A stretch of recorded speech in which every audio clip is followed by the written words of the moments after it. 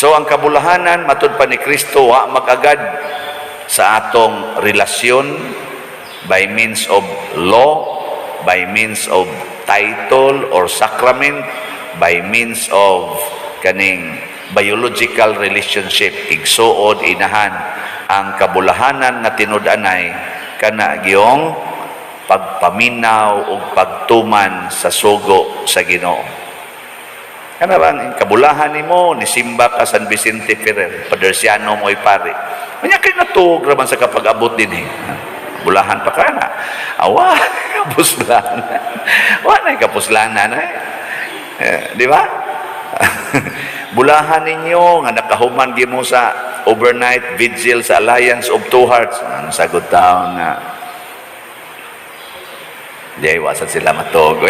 Sa matog taon. Ang uban sa tingali